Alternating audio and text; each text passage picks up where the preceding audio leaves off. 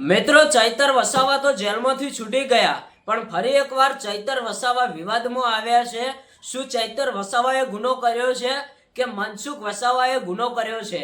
મિત્રો પહેલા તો ચૈતર વસાવા અને સંજય વસાવાનો વિવાદ ચાલતો હતો, એના કારણે ચૈતર વસાવા જેલમાં ગયા હતા. પણ ફરી એકવાર મિત્રો ચૈતર વસાવા જેલની બહાર આવ્યા. એના પછી મનસુખ વસાવા અને ચૈતર વસાવાનો ફરી એકવાર વિવાદ ચાલુ થયો છે અને ફરી એકવાર નાના મોટી અથડામણ થઈ શકે છે. અત્યારે હાલ મળતી માહિતી મુજબ સૌથી મોટા સમાચાર મળી રહ્યા છે કે ડેડિયાપાડાના ધારાસભ્ય ચૈતર વસાવા હવે જેલની તો બહાર આવી ગયા અને ચૈતર વસાવા ઇન્ટરવ્યુમાં બતાવતા હતા કે મને ખોટી રીતે ફસાવવામાં આવ્યો હતો, હું સાચો છું અને આ સંજય વસાવાને મેં છૂટું ગ્લાસ નહોતું માર્યું કે આદિવાસી મહિલાને અપશબ્દમાં વાતો નથી કરી અને મને આના પુરાવા જોઈએ છીએ, સીસીટીવી કેમેરાના રેકોર્ડિંગના.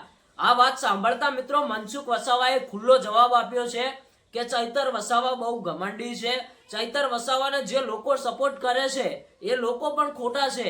મનસુખ વસાવાએ એવું કહ્યું કે ચૈતર વસાવાની જે જનતા છે, ચૈતર વસાવાને જે સપોર્ટ કરે છે એ પણ ખોટા, એ પણ કંઈ જાણતા નથી અને ચૈતર વસાવાના સપોર્ટમાં વિડીયો બનાવે છે અને એવું કહે છે કે ચૈતર વસાવા સાચા, ચૈતર વસાવા સાચા.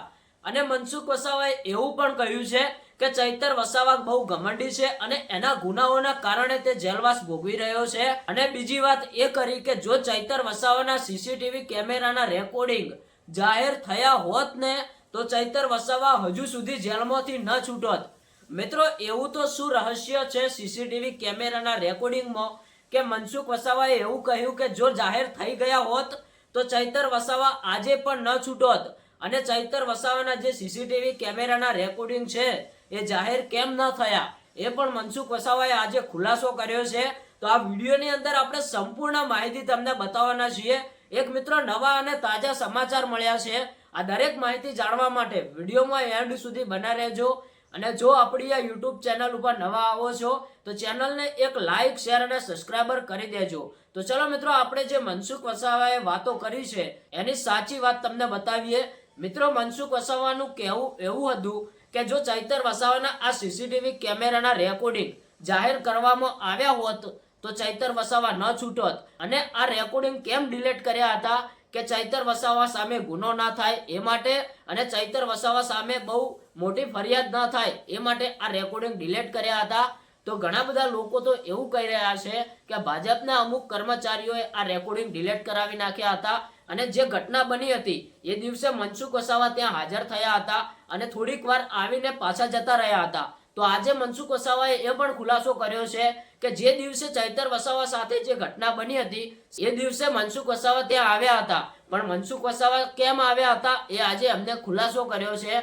મનસુખ વસાવાને આ વાતની જાણ થઈ એટલા માટે મનસુખ વસાવા ત્યાં પહોંચ્યા અને મિત્રો મનસુખ વસાવાનો મીટિંગનો ટાઈમ પૂરો થઈ જતો તે પાછા નીકળી ગયા. ત્યારે ઘણા બધા લોકો એવું કહેતા હતા કે ચૈતર વસાવાને મનસુખ વસાવાએ ફસાવ્યા છે, અમુક ભાજપના નેતાઓએ ફસાવ્યા છે. અત્યારે હાલ મનસુખ વસાવાએ આ ખુલાસો કર્યો છે.